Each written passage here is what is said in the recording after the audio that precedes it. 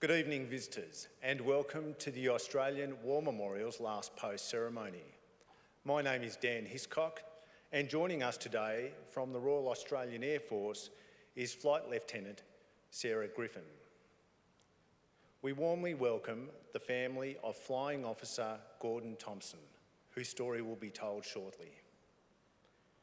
This evening, we are honoured to acknowledge General Anil Chauhan, Chief of Defence Staff, Indian Armed Forces, and Mrs. Chauhan, accompanied by Admiral David Johnston, Chief of the Defence Force, and Mrs. Belinda Johnston, and their accompanying delegation. This evening, we also are pleased to acknowledge the Honourable Kim Beazley, Chair of the Council of the Australian War Memorial, and fellow council member, Dr. Susan Newhouse. We also warmly welcome Group Captain Retired Bruce Chandler, representing the Air Force Association. As always, we welcome the veterans who have served, those still serving, and the families that love and support them. The live stream of this ceremony is made possible by the Return and Services League of Australia and the RSL and Service Clubs Association, and we welcome members who are watching the broadcast of this ceremony across Australia. During this evening's ceremony, wreaths will be laid at the base of the Pool of Reflection by family, visitors to the memorial, and students on behalf of Unity College from Murray Bridge, South Australia, and Fintona Girls' School from Balwyn, Victoria.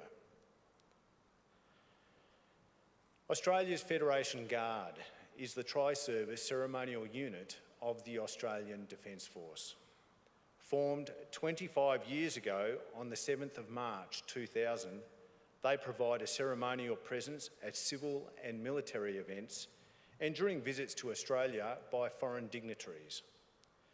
We are grateful for their ongoing contribution in supporting the last post ceremony and also major commemorations held here at the Australian War Memorial each year.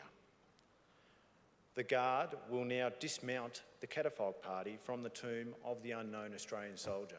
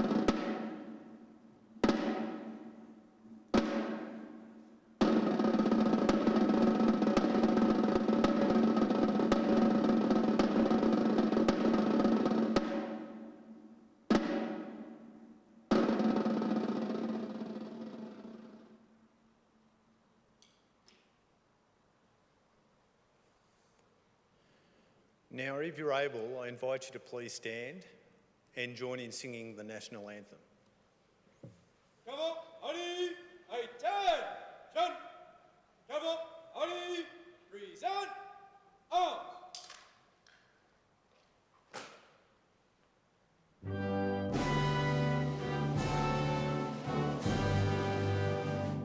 Australians, oh, let us rejoice, for we are one and free. We've golden soil and wealth for toil, our home is got by sea. Our land abounds in nature's gifts of beauty, rich and rare. In history's page, let every stage advance Australia fair.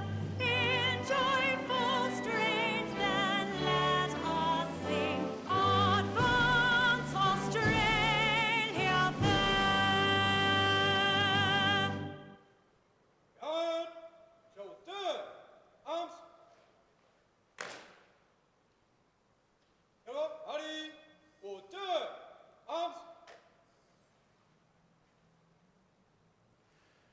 Students, please be seated, and anyone else if you're able. The Australian War Memorial was the vision of Charles Bean, Australia's First World War official historian. Bean landed with the Australian troops on Gallipoli and stayed with them at the front through to the end of the war. The idea of this national memorial and museum came to him at Pozières, France, in the depths of the bloody fighting of 1916. Bean's idea was that this would be a place where families and friends could mourn loved ones buried in faraway places. It would also be a place that could help all Australians understand what these men and women had endured and what they had done for us. Bean's vision, to which we remain true, is best expressed as inscribed in the entrance to the memorial's galleries. Here is their spirit in the heart of the land they loved, and here we guard the record which they themselves made. Tonight, we will read the story behind just one of those on the Roll of Honour, which lists the names of more than 103,000 men and women who have given their lives for us in war and on operations for more than a century. But first we present a lament, Flowers of the Forest. Wreaths or floral tributes will now be laid at the base of the pool of reflection.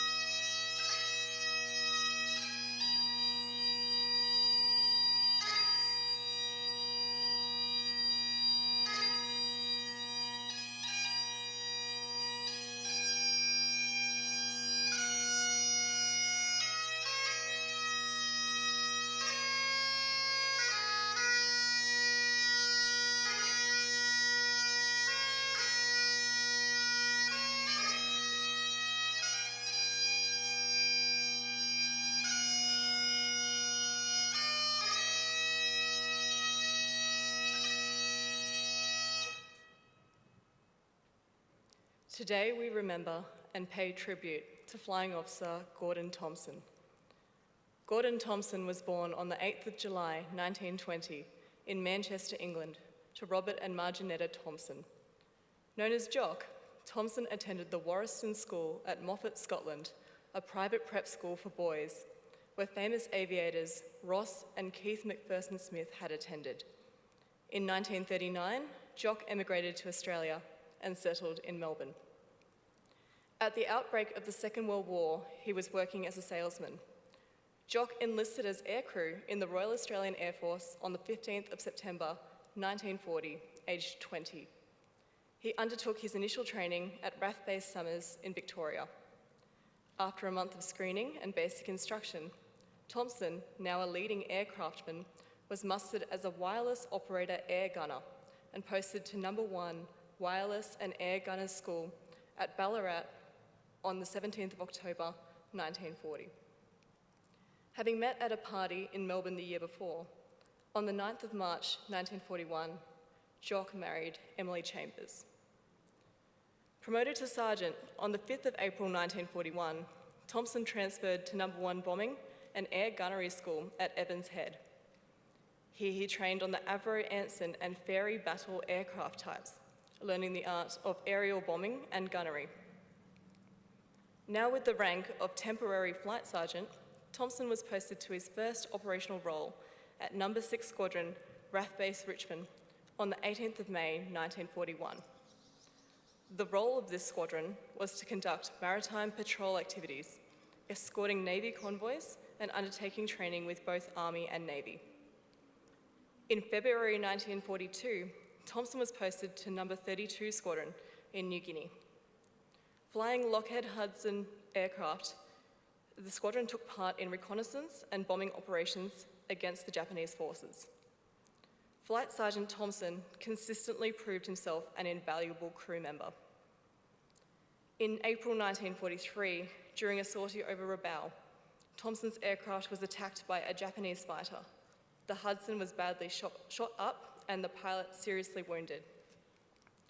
Applying first aid and tourniquets to injured crew members, Thomson assisted the pilot in flying the crippled aircraft back to Port Moresby.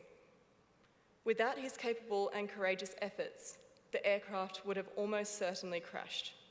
For this action, he received a Distinguished Flying Medal.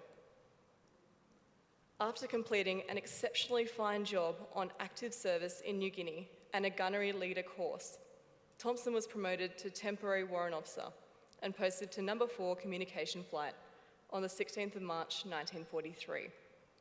With well over 1,000 flying hours and a reputation for dependability and initiative, Thomson was made a member of a Hudson crew used for the special ferry duties of high-ranking Army personnel. Based at Archerfield, Queensland, Jock took leave to Melbourne to see his wife Emily whenever he was able. In March 1944, the couple had twins, Ian and Margaret. Jock was able to spend a month with his new family, a great joy after the loss of an infant son the year before. In May, Thomson received a commission and was made pilot officer, promoted to flying officer on the 1st of December 1944. On the afternoon of the 5th of March 1945, Lockheed Hudson A16 TAC 118 of No. 4 Communication Unit was scheduled for an Army VIP flight. The task was to transport senior Army officers from Brisbane via Townsville and Mareeba to New Guinea. 7 passengers and 5 RAF crew were on board, including Major General George Vasey, who was flying to New Guinea to take up command of the 6th Division at Wewak. 2 other senior Army officers were on board. Following their departure from Townsville, they encountered cyclonic weather conditions, forcing a diversion towards the Cairns airfield. While attempting an approach for landing, the aircraft crashed into the sea, approximately 400 metres off Mashans Beach. There were no survivors. A search was carried out to retrieve the bodies of the victims. 7 men were recovered. The bodies of 4 men, 2 crew and 2 passengers were lost at the sea and never recovered. Prime Minister John Curtin declared, "Australia and the Australian Army have lost the services of 2 of their most distinguished servants, as well as other personnel whose services to this country cannot be measured by any description. Former Governor-General Lord Gowrie sent a cablegram of condolences to the family, expressing his distress at the loss of valuable lives. On the day of the accident, Gordon's wife Emily received a telegram from her husband saying it was his last flight for the rotation and he was coming home on leave, due to arrive on the day of the twins' first birthday. Gordon Thomson was 24 years old. His fellow Air Force crew killed in the crash were Flight Lieutenants John Newell and Donald Bassett, Warrant Officer Beryl Freeze, and leading aircraftman John Moore. Flying Officer Gordon Thomson's body was recovered and his funeral was held a few days later at Cairns Cemetery. A memorial service for the airmen, which Emily Thomson attended, was conducted at St Paul's Cathedral, Melbourne, on 9th of March.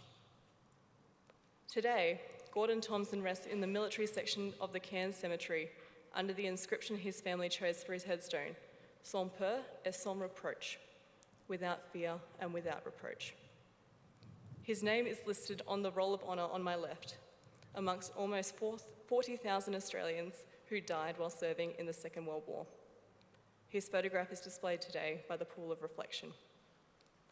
This is but one of the many stories of service and sacrifice told here at the Australian War Memorial. We now remember Flying Officer Gordon Thomson, who gave his life for us, for our freedoms, and in the hope of a better world.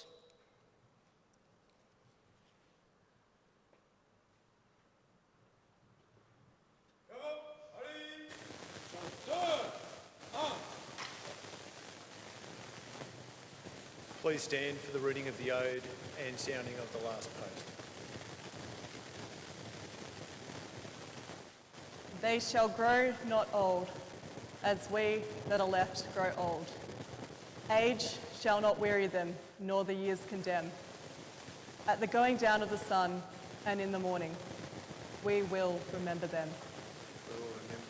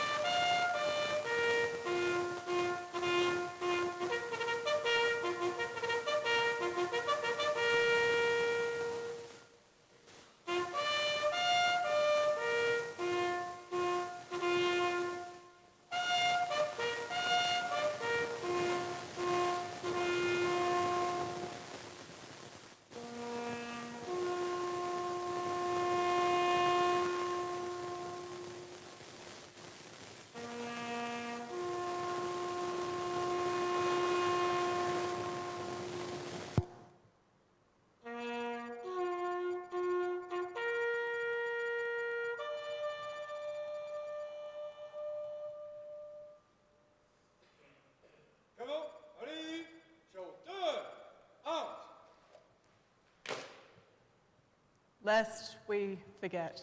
Lest we forget.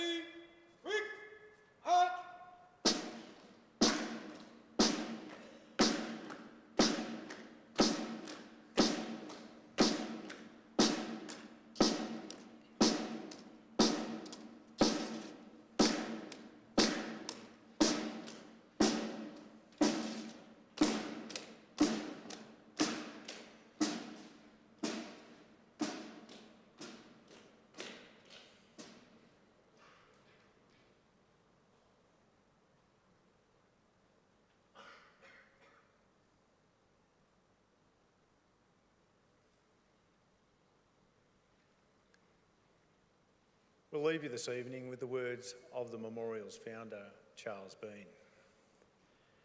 Many a man lying out there at Pozières or in the low scrub of Gallipoli, with his poor, tired senses barely working through the fever of his brain, has thought in his last moments, well, it's over, but in Australia, they will be proud of this. Ladies and gentlemen, girls and boys, that concludes the last post ceremony. On behalf of the Director, the staff and the volunteers, thank you for visiting the Australian War Memorial today and for your continued support during the Memorial's development project. Wish you all a very pleasant evening. Thank you.